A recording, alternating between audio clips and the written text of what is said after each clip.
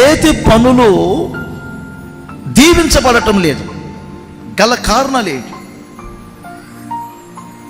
కొంతమంది కష్టపడి ఏమండి చదువు లేక కష్టపడి ఆటోలు తోలుకొని డ్రైవింగ్ పనులు చేసుకొని కారు కొనుక్కొని ఆటో కొనుక్కొని లేదా పెయింట్ పని చేసుకొని తాపి పని చేసుకొని లేకపోతే కార్పెంటర్ పని చేసుకొని ఏదో ఒక పని చేసుకొని మట్టి పని చేసుకొని ఏదో ఒక పని చేసుకొని బతుకుతారు. అది మన పని.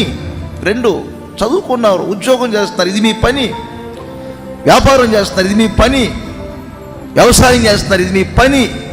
మీ స్తోమతకు తగినట్లుగా మీరు చేసేది మొత్తం ఓ పని. ఆ పనిలో ఎందుకు ఆశీర్వాదం ఉండటం లేదు? చేతికి వస్తుంది అనుకుంటున్నారు, మధ్యలో ఆటంకం. ఇలా స్థలాల విషయాలు జరగట్లేదా? పొలాల విషయాలు జరగట్లేదా? ఇల్లు కట్టుకునే విషయాలు జరగట్లేదా? పిల్లల వివాహ విషయాలు జరగట్లేదా? ఉద్యోగ విషయాలు జరగటం లేదా? తారుమారైపోతున్నాయి. చేతి పనులు ఆటంకమవుతున్నాయి.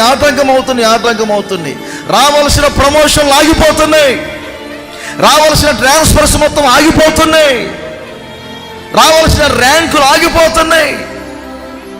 దేవుని నామ మహిమ నిమిత్తమై చేయట్లా, వీరు పేరు సంపాదించుకుందాము అని చేస్తున్నారట.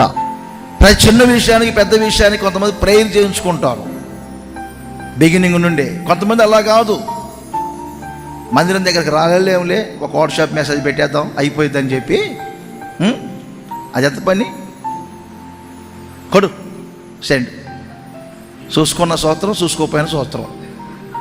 మనమైతే అర్జీ పెట్టాం.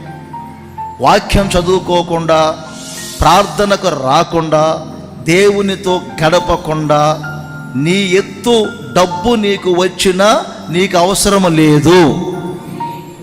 ఆదివారం ఆరాధనకు రాకుండా 20,000 జీతం ఇస్తున్నారు అనగా జీతం అవసరం లేదు నీకు. పనులు భంగం కావటానికి కారణం అది.